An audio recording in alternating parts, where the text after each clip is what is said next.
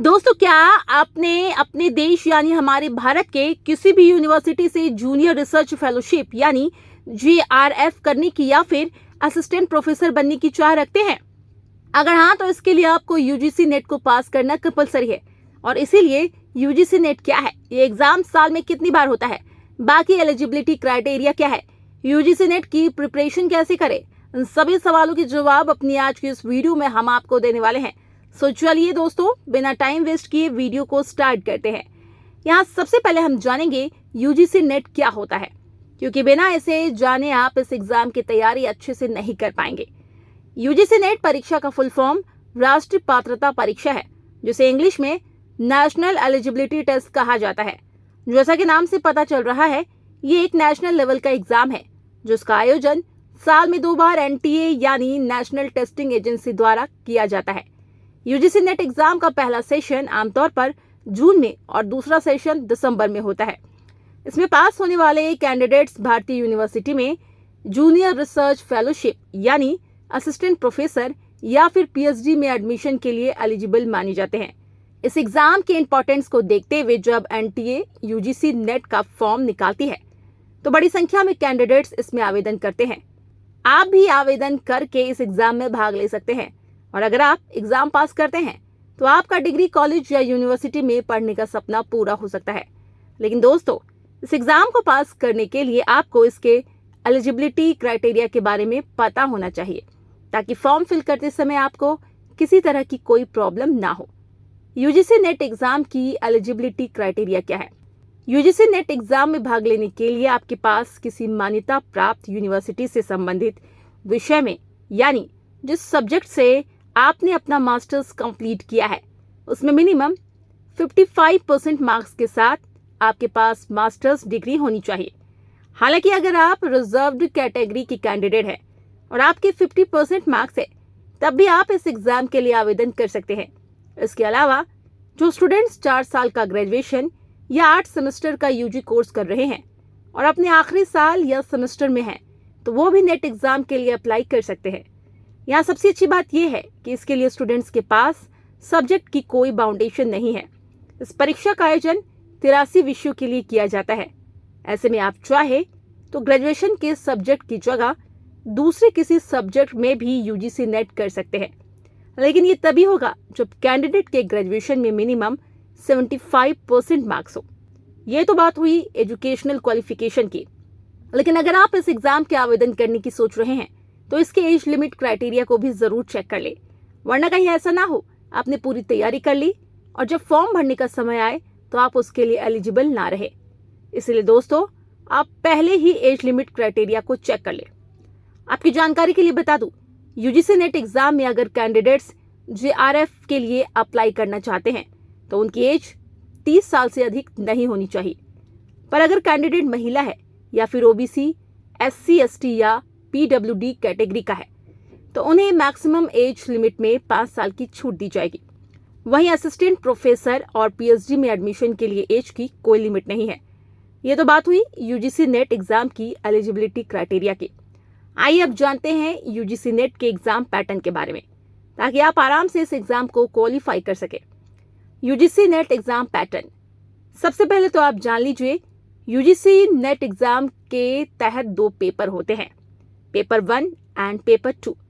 अगर पेपर 1 की बात करें तो इसमें teaching aptitude, research aptitude, mathematics, comprehension, communication, mathematical reasoning और aptitude, logical reasoning, information and communication technology, data interpretation, people development and environment, higher education से related 100 number के 50 क्वेश्चन पूछे जाते हैं। जबकि वहीं पेपर 2 में संबंधित विषय से यानी जिसमें आपने मास्टर्स डिग्री ली हुई है या फिर कैंडिडेट्स द्वारा चुने गए सब्जेक्ट से 200 नंबर के 100 ऑब्जेक्टिव टाइप क्वेश्चंस पूछे जाते हैं। यानी यहाँ प्रत्येक सही आंसर पर कैंडिडेट को 2 नंबर मिलते हैं। आपको जानकर खुशी होगी, यूजीसी नेट के एग्जाम में गलत आंसर पर नेगेटिव मार्किंग नहीं होती है। एग्जाम ड्यूरेशन की बात करें तो पहले पेपर के लिए आपको 60 मिनट का यानी 1 घंटे का समय मिलेगा, जिसमें आपको 100 नंबर के 50 क्वेश्चंस करने होंगे। वहीं यूजीसी नेट का सेकंड पेपर 120 मिनट यानी 2 घंटे का होता है, जिसमें 200 नंबर के 100 ऑब्जेक्टिव टाइप क्वेश्चंस आपको करने होंगे।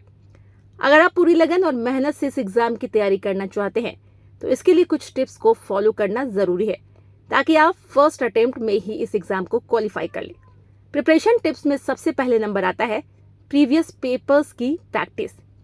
प्रीवियस ईयर्स के क्वेश्चंस पेपर को सॉल्व करने से कैंडिडेट्स को एग्जाम पैटर्न और इम्पोर्टेंट टॉपिक्स को समझने में बहुत हद तक मदद मिलती है।